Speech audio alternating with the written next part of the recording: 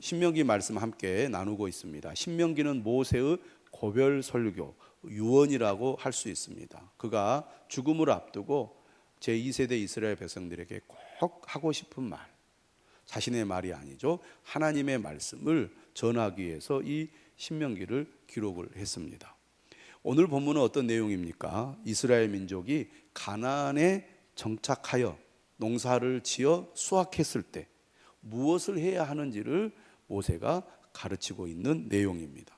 한마디로 말하면 그들이 농사를 지어서 수확을 했을 때 하나님께 감사 예배를 드려야 한다고 가르치고 있습니다.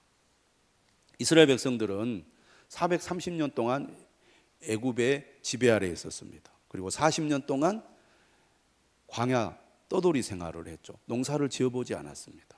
그런데 그들이 하나님의 은혜로 땅을 차지하고 분배받아서 드디어 농사를 짓고 그리고 정착해서 가축도 기르게 됩니다. 얼마나 감격적인 일입니까? 이렇게 그들이 하나님의 은혜로 땅을 분배받아 농사를 지었을 때 그냥 대충 넘어가서는 안 된다는 것입니다. 반드시 그 하나님의 은혜를 기억하여 감사하는 예배를 드려야 한다. 이렇게 오늘 말씀은 가르치고 있습니다. 오늘 본문을 보면 세 가지 내용을 우리가 살펴볼 수 있는데요. 모세가 이스라엘 백성들이 뭘 하라고 하는가? 첫 번째, 하나님께서 지금까지 어떻게 인도하셨는지를 회고하라고 가르치고 있습니다. 따라서 합시다. 회고하라. 지금까지 어떻게 살아왔는지를 돌아보라는 얘기입니다. 신명기 자체가 회고록입니다. 광야 40년을 어떻게 지내왔는지를 돌아보는 것이죠. 특별히 하나님께서 어떤 말씀을 하셨는지, 지금 우리가 기억하고 회고할 것이 무엇인지를 가르치는 내용이라고 하겠습니다. 여러분, 우리는 정신없이 앞을 향하여 나아갑니다. 그런데 삶이란 정신없이 앞으로만 나가면 안 됩니다. 반드시 성찰의 시간이 필요해요. 우리의 삶이 좀 알찬 의미 있는 삶이 되려면 반드시 자기 성찰이 필요하다는 것입니다. 지난 일주일간 내가 어떻게 살았지? 돌아보는 시간을 가지십니까? 오늘 하루 내가 어떻게 지냈지? 돌아보는 시간을 가지십니까? 여러분의 삶이 의미 있는 삶이 되기 원하고 여러분의 미래가 더욱 알찬 삶이 되기를 원한다면 하루를 마감하면서 오늘 내가 어떻게 살았는지를 회고해 보시기를 바랍니다. 또 우리가 주일에 주님 앞에 나와서 예배를 드리잖아요. 내가 지난 한 주간 어떻게 살았는가? 하나님이 어떻게 나와 함께 하셨는가? 돌아보는 시간을 꼭 가지시면 좋겠습니다. 그러니까 우리가 의미 없이 시간을 보내다 보면 그만큼 내 삶은 공허해질 수밖에 없습니다. 하지만 회고하는 시간을 가지면 나를 점검하게 되고 나와 함께 하신 하나님을 더욱 더 깊이 알게 되며 미래를 어떻게 살아야 할지를 다시 한번 우리가 새롭게 할 수가 있습니다. 그저 다람쥐 쳇바퀴 돌듯이 똑같은 삶을 계속해서 무의미하게 반복하기보다는 지나온 삶을 되돌아보는 것, 우리가 의미 있고 가치 있게 사는데 매우 유익하다는 것을 기억하시기를 바랍니다. 특별히 오늘 본문에 나오는 5절에서 9절의 말씀은 창세기부터 여호수아서까지 이스라엘 백성들이 어떻게 하나님의 인도함을 받았는지를 집약적으로 요약해 준 구절이라고 하겠습니다. 한마디로 말하면 하나님의 은혜에 대한 신앙 고백이라고 할 수 있겠죠. 매우 유명한 구절입니다. 아마 많은 분들이 이 구절이 유명하다는 것도 잘 모르고 지내왔을 것입니다. 오늘 본문 5절을 한번 보시기 바랍니다. 이렇게 고백하라고 가르치는 거예요. 모세가 내 조상은 방랑하는 아람 사람으로서 떠돌이 생활을 했다는 겁니다. 여기서 내 조상은 누구를 지칭하냐면 야곱을 지칭합니다. 야곱이 형을 속여서 밧단 아람으로 도망을 갑니다. 형한테 맞아 죽을 뻔 했기 때문에 목숨을 건지기 위하여 자신의 외삼촌 라반이 있는 밧단 아람으로 도망갔어요. 금방 돌아올 줄 알았습니다. 그런데 여러분 잘 알다시피 20년을 그곳에서 거주하게 되죠. 도망자 생활이 얼마나 참 씁쓸하겠습니까? 또 그의 외삼촌 라반은 그보다 더 한 수 위 사기꾼이었습니다. 사기꾼과 사기꾼의 대결에서 이 야곱은 쓴맛을 보지요. 그러나 하나님의 은혜로 그곳에서 12명의 자녀를 얻습니다. 이것이 이스라엘 12지파의 기원 아닙니까? 이렇게 방랑하는 아람 사람이었던 야곱이 하나님의 은혜로 애굽에 내려갑니다. 요셉을 먼저 보내시고 요셉을 통해서 이민 가게 하신 거죠. 75명의 자손들이, 적은 수가 갑니다. 하나님이 야곱의 할아버지인 아브라함을 통해서 무엇을 약속하셨습니까? 너희 자손이 하늘의 별처럼 바다의 모래처럼 많아지게 될 것이다. 자식을 낳지 못하고 있는 아브라함에게 약속을 하셨잖아요. 그런데 이 남의 나라 종살이를 하던 애굽에서 인구가 어마어마하게 증가를 하게 된 겁니다. 하나님이 척박한 애굽 땅에서 아브라함에게 약속한 것을 이루신 거죠. 그래서 장정만 60만 명이 됩니다. 그러니 애굽이 가만히 두겠습니까? 반란을 일으킬 수 있다고 생각하여 이스라엘 백성들을 학대하게 되죠. 그래서 그곳에서 그들이 큰 고난을 겪게 됩니다. 6절에 이렇게 얘기합니다. 거기에서 5절이죠. 자, 그 다음에 이렇게 되어 있습니다. 애굽에 내려가 거기에서 소수로 거류하였더니 거기에서 크고 강하고 번성한 민족이 되었는데 애굽 사람이 우리를 학대하며 우리를 괴롭히며 우리에게 중노동을 시키므로. 그들이 그곳에서 큰 어려움을 겪습니다. 그러니까 드디어 하나님을 찾아요. 7절이죠. 우리가 우리 조상의 하나님 여호와께 부르짖었더니 여호와께서 우리 음성을 들으시고 우리의 고통과 신고와 압제를 보시고. 5절이 창세기의 내용이라면 6절, 7절, 8절은 이제 출애굽기 이야기입니다. 여호와께서 강한 손과 편팔과 큰 위엄과 이적과 기사로 우리를 애굽에서 인도하여 내시고, 하나님의 은혜로 그들이 애굽에서 나와 자유를 얻게 됩니다. 그리고 광야를 통과하여 드디어 어디로 갑니까? 젖과 꿀이 흐르는 땅 가나안에 이르게 되는 것이죠. 이곳으로 인도하사 이 땅 곧 젖과 꿀이 흐르는 땅을 주셨나이다. 우리가 과거에 어떤 민족이었는데 어떤 과정을 통해서 우리가 이렇게 젖과 꿀이 흐르는 가나안 땅에 이르게 되었는지를 회고하라고 모세가 이스라엘 백성들에게 가르치고 있습니다. 자신의 정체성은 자신의 과거를 회고할 때 더욱 선명하게 드러납니다. 나는 누구인가?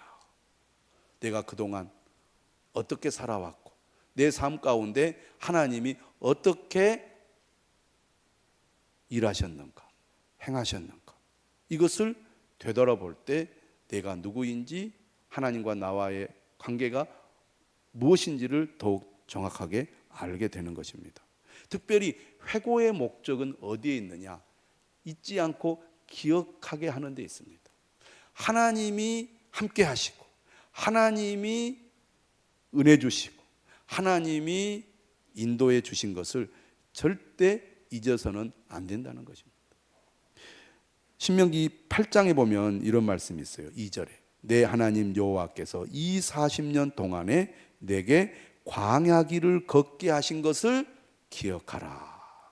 사람은 망각의 존재죠. 잘 잊어버립니다. 잘 잊어버려요. 특히 언제 잘 잊어버리냐? 어려울 때는 하나님을 찾아요. 그런데 살만하면 또 하나님을 잊어버립니다. 그래서 하나님께서 모세를 통해 8장 12절 이하에서 이렇게 얘기해요. 네가 먹어서 배부르고 아름다운 집을 짓고 거주하게 되며 또 내 소와 양이 번성하며 내 은금이 증식되며 내 소유가 다 풍부하게 될 때에 네 마음이 교만하여 네 하나님 여호와를 잊어버릴까 염려하노라. 어렵게 떠돌이 생활을 하다가 이제 땅을 얻었잖아요. 농사를 지었잖아요. 이제 내가 열심히 해가지고 일을 해가지고 수확을 거뒀으니 이제 살만하지 않겠습니까? 앞으로 이렇게 우리가 열심히 일하면 먹고 사는데 어려움이 없겠다. 그런 생각을 하게 될 거란 말이죠. 또 그게 반복되면 어떤 생각을 하겠습니까? 하나님이 나를 이곳까지 인도해 주셨다는 거 잊어버리고 내가 열심히 일해서 이렇게 먹고 살만 하게 되었다고 그렇게 생각할 거란 말이죠. 그래서 하나님은 결코 그래서는 안 된다고 강조하는 것입니다. 하나님께서 지금까지 어떻게 인도하셨는지를 절대 잊어버리지 말아라. 반드시 기억하라. 이를 위하여 회고하는 일을 하라는 것입니다. 여러분, 우리의 믿음이 더욱 굳게 세워지고 하나님과의 이 언약의 관계를 우리가 느슨하게 하지 않으려면 회고하는 신앙이 꼭 필요합니다. 사도 바울이 평생을 믿음으로 충성을 다했던 배경에도 이런 회고하는 믿음이 있었습니다. 사도행전에 보면 22장과 26장에서 바울이 예수님을 만났던 극적인 사건을 회고하는 내용이 나옵니다. 내가 어떻게 주님을 위해서 목숨을 걸고 복음을 전하는 사람이 되었느냐. 주님이 나 같은 사람 만나 주신 거다. 이거를 22장과 26장에서 반복해서 말을 합니다. 또 고린도후서, 갈라디아서, 빌립보서를 읽어보십시오. 바울이 과거에 자신이 어떻게 하나님의 인도하심을 받았는지에 대한 회고의 내용이 나옵니다. 이처럼 회고가 참 중요하죠. 하나님이 나의 아버지가 되시고 우리가 하나님의 자녀가 된 이 언약적 관계를 결코 우리가 잊어서는 안 된다는 것입니다. 회고를 통해 그 은혜를 기억하고 하나님과의 관계를 우리가 잊지 않게 된다는 것이죠. 제 고향에 가면 어머니께서 그런 얘기 많이 하십니다. 내가 지금까지 어떻게 살아왔는지 아느냐. 갈 때마다 얘기하세요. 네. 내가 너의 어머니다는 거죠. 내가 너를 키우기 위해서 이렇게 고생했다는 거죠. 잊지 말라는 얘기입니다. 그것을 기억하면서 듣기는 싫어도 어머니가 나를 이렇게 고생하셨구나 평생을 기억하잖아요. 고마운 마음 가지고. 하나님께서도 마찬가지입니다. 내가 너를 얼마나 사랑하는지 또 내가 너를 사랑하여 어떻게 여기까지 인도했는지 기억하라는 것입니다. 전 여러분들이 하나님 앞에 나와 예배 드릴 때도 이렇게 지난 한 주간 나를 어떻게 도우시고 또 인도해 주셨는지를 돌아보는 시간을 꼭 가질 수 있기를 주님의 이름으로 축원합니다. 회고하라. 두 번째, 모세가 뭘 얘기합니까? 이 모든 것이 하나님의 은혜였음을 고백하라고 가르치고 있습니다. 따라서 합시다. 고백하라. 네. 우리가 그것을 마음속에 깊이 생각을 했어요. 그러나 말로, 입으로 표현하는 것은 너무나 중요합니다. 여러분, 부부간의 관계도 고마운 마음을 가지고 지금까지 참 나 같은 사람과 살아줘서 참 고맙다 이런 마음을 가진 사람이 저는 좋은 부부관계라고 보고 또 행복한 부부의 삶이라고 봅니다. 그런데요, 중요한 것은 뭐냐? 고백하는 것입니다.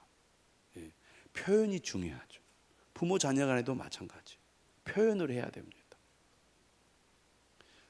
말 안 해도 내 마음 다 알지 않냐고.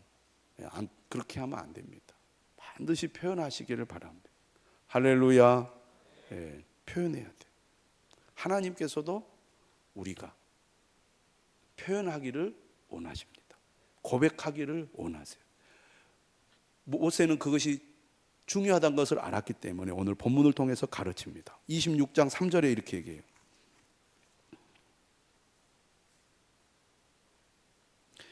제사장에게 나아가 그에게 이르기를 내가 오늘 당신의 하나님 여호와께 아뢰나이다. 아뢰나이다. 하나님이 그동안 어떻게 우리를 인도해 주셨는지를 고백하라고 가르치고 있습니다.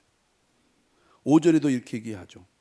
너는 또 내 하나님 여호와 앞에 아뢰기를. 하나님이 여기까지 우리를 인도해 주셨음을 반드시 고백하라는 것입니다. 어떻게 고백하라고 말하느냐면 9절에 이렇게 얘기를 해요. 9절. 이곳으로 인도하사 이 땅 곧 젖과 꿀이 흐르는 땅을 주셨나이다.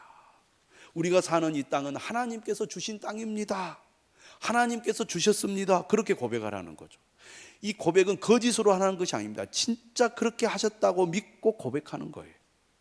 10절에도 마찬가지입니다. 여호와여 이제 내가 주께서 내게 주신 토지 소산의 만물을 가져왔나이다. 무슨 고백입니까? 이 땅을 하나님이 주셨습니다 라고 고백할 뿐만 아니라 이 땅에서 우리가 일을 해서 수확을 거두었는데 이 수확물 하나님이 주셨습니다 라고 고백하라는 거예요. 고백이 중요합니다. 표현하는 게 중요해요. 예수님께서도 제자들에게 고백의 중요성을 가르쳤습니다. 3년 동안 제자들과 함께 계시다가 이제 십자가에 못 박혀 죽으러 가기 직전에 제자들에게 뭘 요구하십니까? 너희는 나를 누구라 하느냐? 고백하라고 요구하십니다. 예수님은 사람의 마음을 아시는 분이잖아요. 말 안 해도 다 아시지. 그런데 주님은 다 아시지만 입으로 고백하라고 요구하시는 거예요. 주는 그리스도시요 살아계신 하나님의 아들이십니다 라고 고백하는 겁니다. 로마서 10장에 우리가 어떻게 구원에 이른다고 가르치고 있습니까? 마음으로 믿어 의에 이르고 입으로 시인하여 구원에 이르느니라. 입으로 고백하는 게 중요합니다. 우리가 자녀들을 가르칠 때도 마찬가지입니다. 믿음을 고백하도록, 믿음이 약한 사람에게도 말씀을 전해서 입으로 고백하도록 그렇게 우리가 안내를 해줘야 됩니다. 지도해줘야 된다 그 말이에요. 예배는 무엇입니까? 예배는 고백입니다. 지난 한 주간 지켜주신 은혜에 대한 고백, 나를 구원해 주신 하나님의 은혜에 대한 고백. 그래서 우리가 예배를 그저 형식적으로 한마디로 세상적인 표현으로 영혼 없이 드리면 안 되는 거예요. 입 다물고 드리면 안 되는 것입니다. 찬양은 고백입니다. 기도도 고백이에요. 말씀에 대해서 우리가 입으로 고백해야 됩니다. 하나님 감사합니다. 하나님 사랑합니다. 하나님 내가 한 주간 말씀을 따라 믿음으로 살겠습니다. 반드시 입을 열어 고백해야 될 줄로 믿습니다. 그래서 우리가 얼마나 마음을 다해 고백하느냐에 따라서 예배가 은혜가 될 수도 있고 그렇게 되지 않을 수도 있어요. 구경하듯이 예배 드리면 안 됩니다. 마음을 쏟아 말로 입으로 고백하시기를 바랍니다. 표현은 관계를 공고하게 해요. 부부간에 서로 사랑을 고백할 때 그 사랑의 관계가 공고하게 된 것처럼 하나님 앞에 나온 우리도 믿음의 고백, 은혜에 대한 고백을 통하여 하나님과의 언약적 관계, 사랑의 관계가 더욱 공고하게 되는 것입니다. 저는 여러분들이 이 모든 것이 하나님의 은혜였음을 고백할 수 있기를 주님의 이름으로 축원합니다. 마지막으로 세 번째, 무엇을 가르칩니까? 하나님이 베푸신 은혜를 감사하라고 가르칩니다. 따라서 합시다. 감사하라. 세 가지를 얘기해요. 따라서 하죠. 회고하라, 고백하라, 감사하라. 예.